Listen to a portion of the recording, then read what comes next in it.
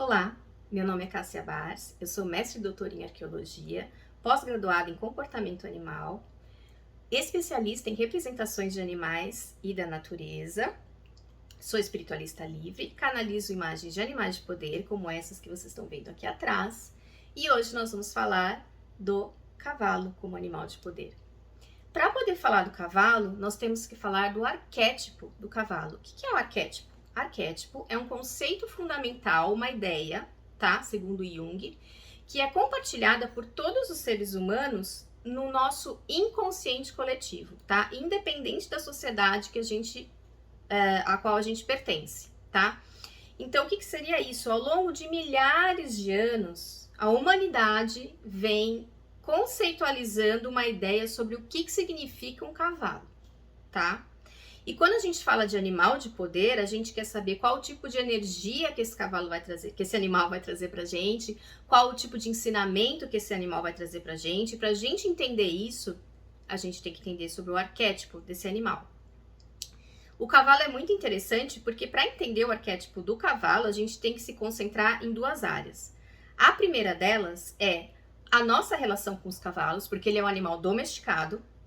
E a segunda delas é o comportamento desse animal na natureza, né? Como um animal selvagem. Então, falando da primeira delas, o cavalo ele foi domesticado pelo homem mais ou menos de 4.500 a 5.000 anos. Eu vou deixar nas descrições o artigo que eu escrevi com todas as referências, tá? Dessas datas. Ele foi domesticado em primeiro lugar para servir de alimento, só que lá para 3.800 anos, mais ou menos, atrás, o homem começou a utilizá-lo como montaria. E aí tudo mudou. Aí o homem começou a cobrir distâncias, o homem começou a cobrir distâncias muito maiores, né? Isso permitiu trocas muito melhores, com sociedades muito mais longínquas, dominação, guerras. Então o cavalo passou a ser associado a essa ideia tanto de liberdade, de cobrir distâncias, como de poder, porque quem tinha cavalo, quanto mais cavalos você tinha e quanto mais cavaleiros você tinha, muito mais fácil você dominava aquela região de pessoas que às vezes nem tinham esse cavalo no começo, né? Às vezes nem montavam. Então o cavalo começou a ser associado intimamente à figura do cavaleiro, tá? Que desde o início foi uma grande maioria de homens que começaram a montar, na grande maioria das sociedades eram homens que montavam. Então a figura do guerreiro, a figura da força, a figura da liberdade e a figura de expansão, de cobrir territórios, né? De viajar, de ir. Isso começou a ser imbuído na figura do cavalo já lá 3.800 anos atrás, tá? Essa imagem desse homem, desse cavaleiro, né? Desse guerreiro, ela foi crescendo ao longo do tempo, foi se consolidando, e aqui na Idade Média, no Ocidente, a gente teve o nascimento do cavaleiro medieval, que é um grande arquétipo que até hoje está nos filmes, a gente pode ver. O que é esse cavaleiro medieval? É aquele homem nobre, é aquele homem de posses, é aquele homem que vai manter a sociedade segura, é aquele homem que vai cuidar das mulheres, que vai defender os castelos, que vai atrás dos tesouros, que vai fazer as cruzadas. Então a gente tem mais uma confirmação dessa ideia do cavalo associado ao cavaleiro masculino, na grande maioria das vezes uma pessoa de posses, porque cavalos são caros, ainda são, e eram antigamente também, tá? Cavalos de guerra eram bem treinados e etc. E tudo isso demandava que a pessoa tivesse certo status, tivesse certas posses, né? E como eu falei, quanto mais cavalos um reino tinha, possivelmente mais guerras ele ganhava, né? Mais territórios ele tinha e etc. Bom, essa imagem ela continuou ao longo das décadas até chegar bem pertinho de nós, com a ideia no final, na metade, né? Eu acho que de quando são os filmes de cowboy? Até antes, né? No século XX, com os filmes de cowboy. A imagem do cowboy é bem parecida com a do cavaleiro medieval, só que uma coisa mais popularizada, né? Então é aquele homem forte, aquele homem que vai caçar os bandidos, aquele homem que sai pelo deserto, sem rumo, livre. Só que o que acontece? Lá pelo século XIX, o cavalo, que sempre foi um símbolo de status, ele começou a ser utilizado lá na Inglaterra de um modo diferente. Eles desenvolveram uma maneira inglesa de montar, né? E o cavalo passou a ser muito utilizado em esportes, em caças de raposa, mas de uma maneira mais, vamos dizer assim, chique, né? Então, os homens da elite usavam bastante o cavalo para se divertir, já usavam em outros séculos, mas isso se consolidou, vamos dizer assim, na Inglaterra do século XIX.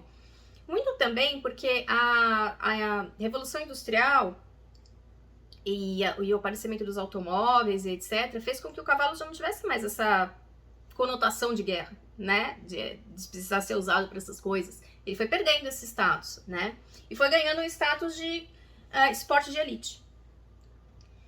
E as mulheres da elite, elas também montavam antes, né? Elas montavam de vestido, era aquela coisa bem diferenciada dos homens e tal.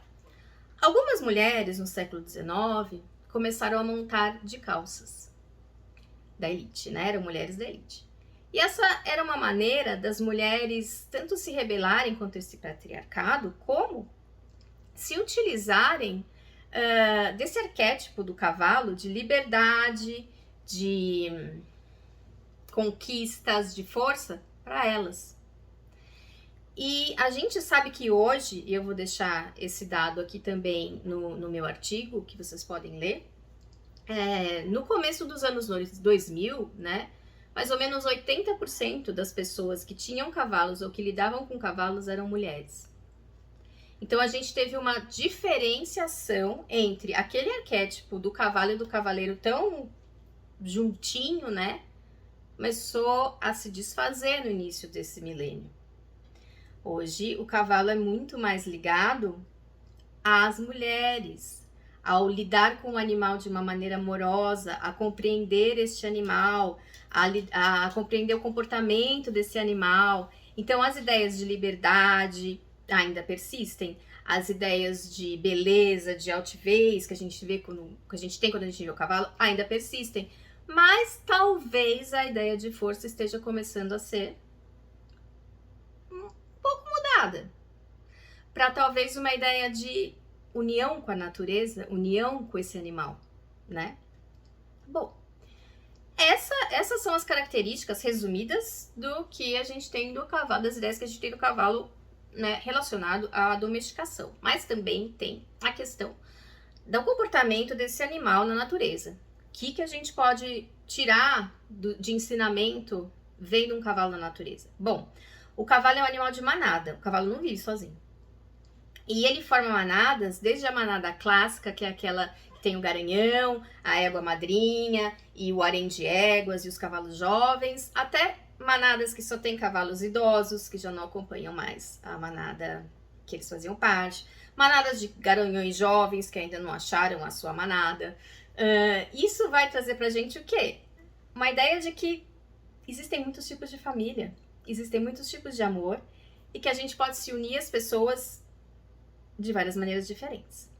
Outra coisa muito interessante do cavalo na natureza é que ele come sem parar, porque ele precisa se alimentar, precisa ter aquela quantidade de calorias, e ele se alimenta de vegetais, né? Então ele vai comendo aquelas gramíneas, aquele capim o dia inteiro. Só que quando ele pega essa grama, esse capim, primeiro que não é tão fácil de mastigar aquilo, ele tem que triturar muito, não é uma facinha molinha. Segundo que vem um monte de pedra junto, ele tá tirando do chão. Qual é a lição que o cavalo traz para nós? Ele engole essas pedras, ele engole essa grama, ele digere tudo, ele põe tudo para fora e fica só com o que ele precisa. Ele tá ensinando a gente a lidar com os problemas da vida e digeri-los e ficar só com o que a gente precisa, só com o que alimenta a gente. A gente não pode, às vezes, escolher as melhores graminhas para nós. Mas a gente pode, sim, ter a força de triturar isso, mandar isso para fora e ficar só com o que interessa. Os dentes dos cavalos crescem para sempre, eles não param de crescer. Justamente porque eles precisam ficar mordendo essas pedrinhas aí. Resiliência, né? que é outra lição que eles vão trazer pra gente. Os cavalos, eles também são muito utilizados para tratamentos, né? A gente vê cavalos sendo utilizados em terapias, constelações familiares, ecoterapia. Por quê? Porque o cavalo é um espelho da gente. Se a gente chega perto do cavalo e tá triste, ele sabe. Se a gente tá feliz, ele sabe. Se a gente tá zangado, ele sabe. Se a gente monta um cavalo zangado, quem já fez isso sabe que ele fica chateado e que fica uma porcaria a sua montaria. Por quê? Ele tem essa capacidade de ler o nosso inconsciente. Então, vocês perceberam que a imagem do cavalo, que o arquétipo do cavalo é muito mais do que liberdade, força e cobrir territórios, viajar, não sei o que, não. O comportamento do animal tem muita informação, o que o animal traz para nós e como ele foi construído e entendido por nós como humanidade ao longo do tempo traz muita informação. Então eu queria deixar para vocês essa ideia de que sempre quando a gente vai pensar em arquétipo de um animal, a gente tem que pensar em muitas coisas e não ficar só daquela ideiazinha de cavalo significa isso, urso significa isso, significa sim, só que significa também. Às vezes a imagem do cavalo não tá vindo para você porque ela vai te dar força e liberdade. Às vezes ela vai te ensinar a ser resiliente. Às vezes ela vai te ensinar a ter uma visão ampla das coisas, como o cavalo tem. Às vezes ela vai te ensinar a digerir os problemas da vida. Certo? Então, isso é o de hoje, né? A gente falou sobre o cavalo e nos próximos nós vamos falar sobre outros animais. Até mais!